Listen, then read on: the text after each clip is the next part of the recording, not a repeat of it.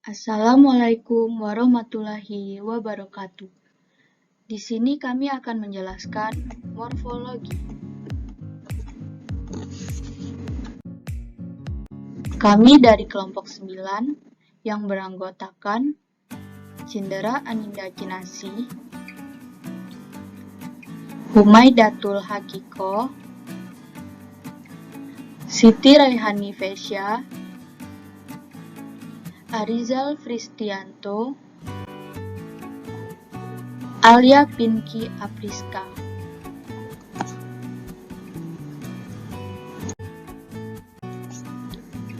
Pengertian morfologi. Morfologi adalah ilmu yang mempelajari bentuk kata, dan perubahan bentuk kata, serta makna yang muncul akibat perubahan bentuk itu.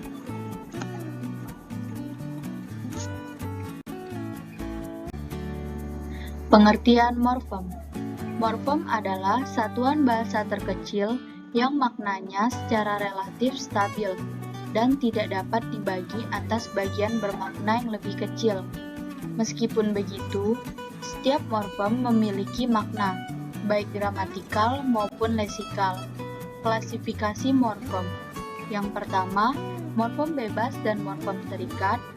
Yang kedua, morfem utuh dan morfem terbagi. Yang ketiga, morfem segmental dan suprasegmental. Yang keempat, morfem beralomorf zero. Dan yang kelima, morfem bermakna leksikal dan tidak bermakna leksikal.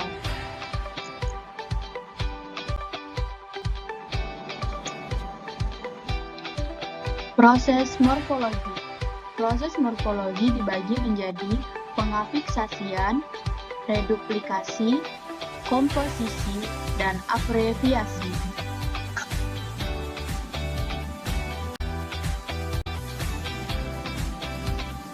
Yang pertama, pengafiksasian.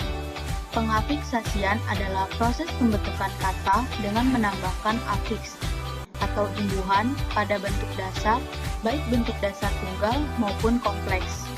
Afiks. Afiks merupakan unsur yang ditempelkan dalam pembentukan kata, dan dalam linguistik, afiksasi bukan merupakan pokok kata, melainkan pembentuk pokok kata yang baru. Afiks merupakan bentuk terikat yang dapat ditambahkan pada awal, akhir, maupun tengah kata. Prefiks. Prefiks adalah imbuhan yang ditambahkan pada bagian awal sebuah kata dasar, yang sering disebut awalan. Jenis prefiks antara lain men, di, ber, ter, ke, per, se, dan pen. Contoh prefiks dalam kata bahasa Indonesia antara lain ber, yang berisi ber ditambah serta, ber ditambah kerja, ber ditambah lalu, ber ditambah janji, ber ditambah buah, dan ber ditambah runding.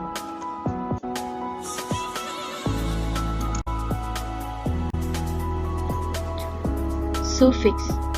Sufiks adalah afiks yang ditambahkan pada bagian belakang kata dasar atau morfem terikat yang diletakkan di belakang suatu bentuk dasar dalam membentuk kata. Contoh sufiks dalam bahasa Indonesia adalah i, an, dan kan. Infiks. Infiks adalah morfem yang disisipkan atau diselipkan di tengah kata dasar atau sisipan. Contoh infiks dalam bahasa Indonesia antara lain er, dan in. Contoh dalam kata bahasa Indonesia antara lain gigi ditambah sabut ditambah suling ditambah Konfiks dan simulfiks. Konfiks adalah dua afiks yang merupakan satu kesatuan.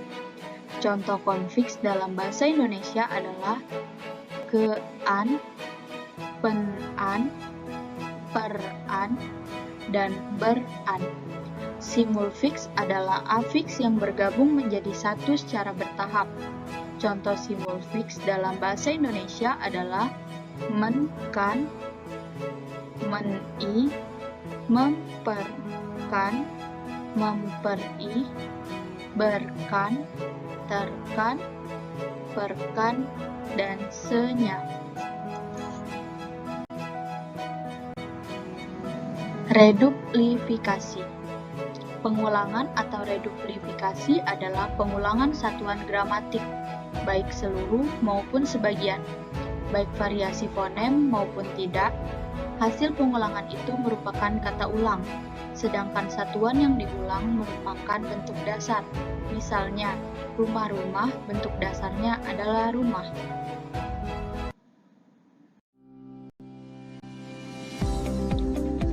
Abreviasi. Abreviasi adalah proses penanggalan satu atau beberapa bagian kata atau kombinasi kata sehingga jadilah bentuk baru. Kata lain abreviasi ialah pemendekan. Hasil proses abreviasi disebut kependekan. Bentuk kependekan dalam bahasa Indonesia muncul karena terdesak oleh kebutuhan berbahasa secara praktis dan cepat. Jenis-jenis abreviasi.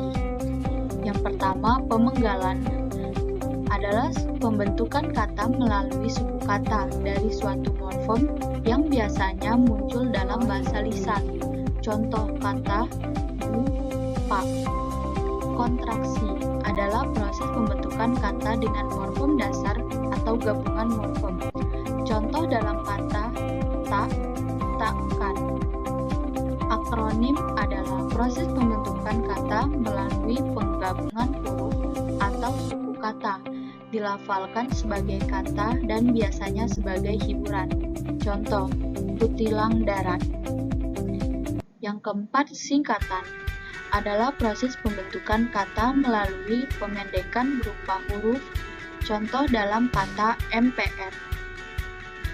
Yang kelima, lambang huruf adalah proses pembentukan kata yang menghasilkan satu huruf atau lebih, yang menggambarkan konsep, kuantitas, satuan, atau unsur. Contoh dalam kata GR. Pergeseran kategori adalah pergeseran kelas kata sebagai akibat adanya proses morfologi. Contoh dalam kata batu membatu. Lalu yang terakhir, perubahan intern adalah proses pembentukan kata melalui perubahan vokal atau konsonan yang terdapat dalam morfem dasar. Contoh dalam kata dewa-dewi.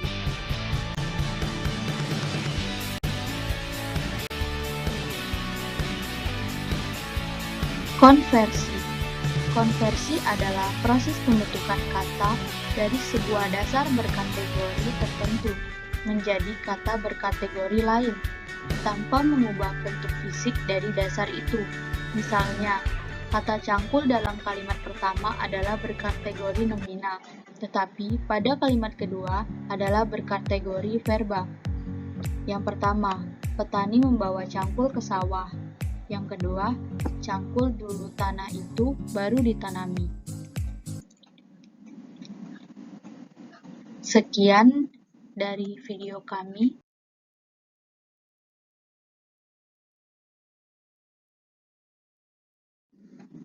Terima kasih telah menonton.